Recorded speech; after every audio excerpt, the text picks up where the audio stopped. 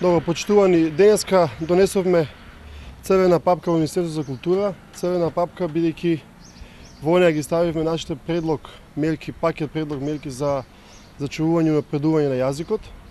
Црвена бидејќи мислиме дека во долг период негата унапредувањето на македонскиот јазик е запоставено во Република Македонија. Министерството, владата, надлежните институции не даваат големо значење за она што се вели вистинска грижа за македонскиот јазик и македонскиот идентитет.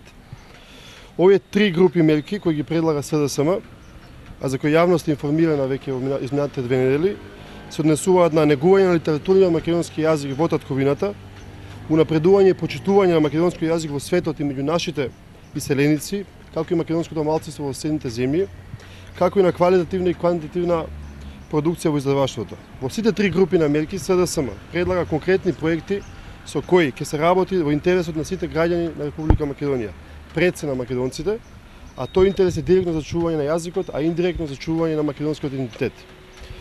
Откако ги презентираме на јавноста овие пакет мерки, сега тие се наоѓаат во владата, во Министерството за култура. За остварување на овие мерки не се потребни големи средства. Тие може да се финансираат само со еден од оние антички споменици што ги поставува владата или со откажување на една од непотребните, непродуктивни владини реклами.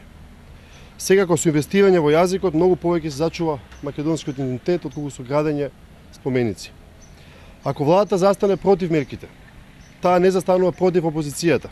Таа им застанува на патот на граѓаните при остварување на правото да го зачуваат и негуваат својот јазик.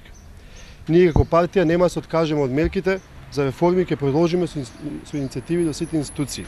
Но владата е таа која треба да застане зад проектите и заеднички да се обидеме да го зачуваме и напредиме македонскиот јазик, да го вратиме на светската ризница богати единствени јазици. Благодарам.